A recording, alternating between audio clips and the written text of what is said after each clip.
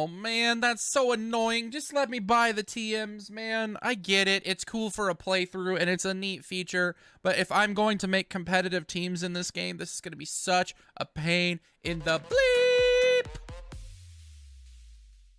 Pokemon Scarlet and Violet are almost here. They released November 18th, so we're getting more and more information about them. And this is Pokemon Scarlet and Violet hands-on preview by IGN. We're just going to hop right into this and see what we think.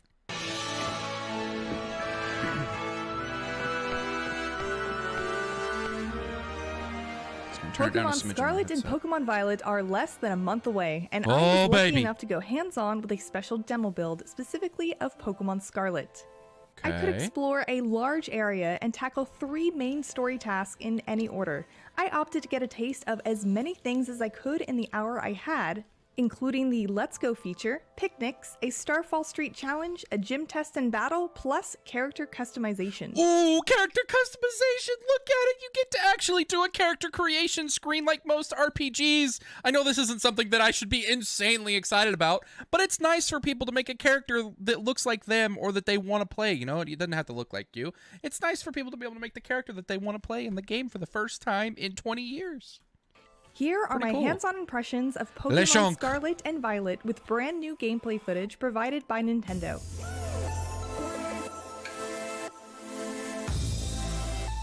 Pokemon Scarlet and Violet take place in the Paldea region, widely to believe inspired by Spain and perhaps the entirety of the Iberian Peninsula. That guy's got some They're the first truly open-world style Pokemon game, which should let you go where you want, when you want to, with 3 different storylines to follow at your discretion. In the demo I played, I spawned by the main character's home with— So she's got Almarouge, Lechonk, Wiglet, Satitan, Farigiraf, how you pronounce the stupid thing, and Belly Bowl, which this is the new Pokemon. Koraidon already in tow and fast travel points to choose from. But I immediately set out to have a picnic and check out the new Let's Go feature. While picnicking, you can play with, take photos of, and bathe your Pokemon. I made my own sandwich too, which was novel enough, but I likely wouldn't revisit. I know there are people that really like this part of Pokemon, like the camping feature and the petting them and washing them, and I don't care about any of this nonsense. This is not my thing. I never use it. I never use it unless I have to evolve a Pokemon. That's the only time I use this crap. The feature often if it weren't for the small buffs the meals provide. After a short picnic, I tried out the new Let's Go feature, which lets one of your Pokemon engage in auto battles and pick up items as you explore, even while you're mounted on your legend. Auto battles? I don't want to engage in auto battles. I know it's not going to be for the whole game, but I still don't like that it's even included because I don't want us to head that direction. I will tell you right now, if Pokemon ever goes to auto battling and it's no longer turn-based combat, I will quit playing. I will no longer play Pokemon games. I won't play them if that happens. I'll only play the old ones. Legendary Pokemon companion. That's why I don't play Pokemon Go. The battling system is stupid. Also attack a shiny Pokemon indiscriminately, but at least I know you can call it back. By the way, throwing a Pokeball directly at a wild Pokemon does not catch it. It just initiates a battle. The experience earned from an auto battle is still shared with the whole party, but is largely decreased. This is honestly a relief. If auto battles granted the same amount of XP as a normal wild Pokemon battle, I'd probably accidentally power level. Especially since I'll be using auto battles to collect Pokemon materials dropped by defeated wild Pokemon.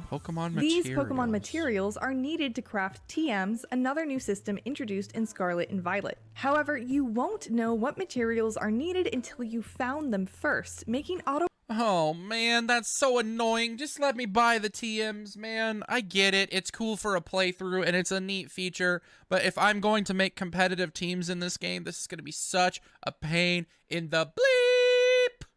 Battle's almost a necessary addition for this new system to be fun instead of arduous. I have to do auto battle.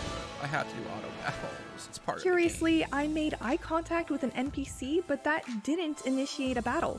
In Pokemon Scarlet and Violet, NPCs who want to battle have an icon above their head, signifying that they will battle, but only if you interact with them. On one hand, you can skip every trainer except for probably the story ones that are forced?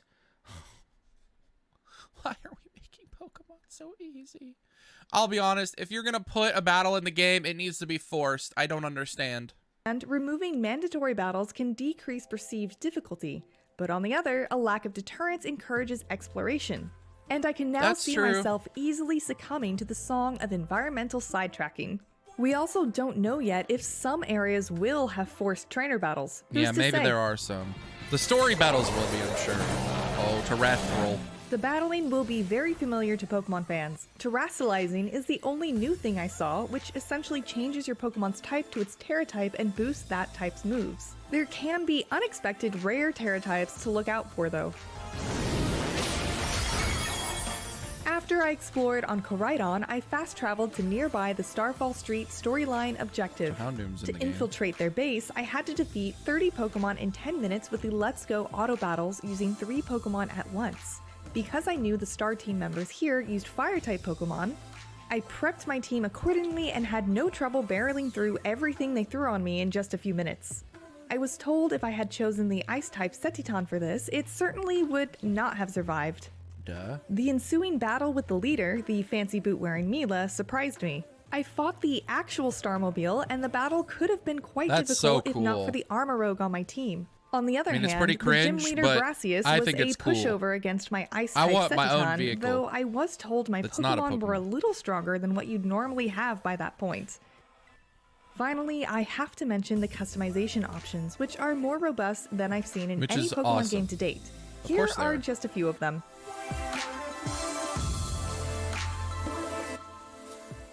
Overall, Pokemon Scarlet and Violet seem to shake up the traditional Pokemon formula in more ways than one.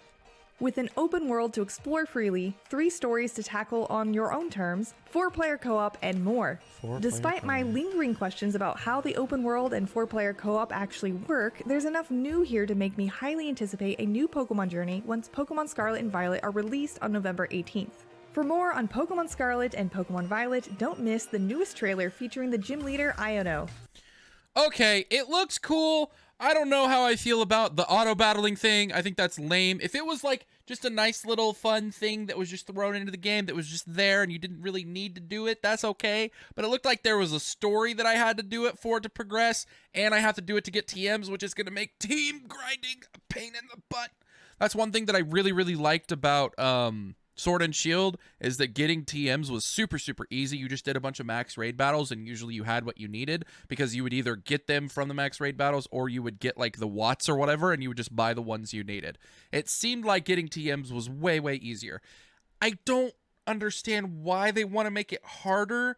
I think if they don't want, I'm guessing they don't want you to have the unlimited availability in your playthrough, which is fine. I understand that.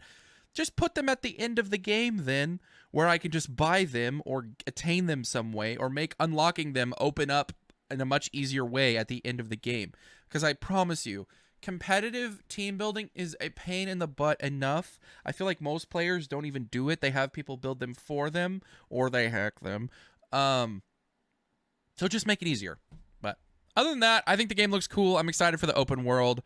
The Pokemon that I've seen so far look pretty neat, so I'm looking forward to playing it. Obviously, I'm going to play it no matter what.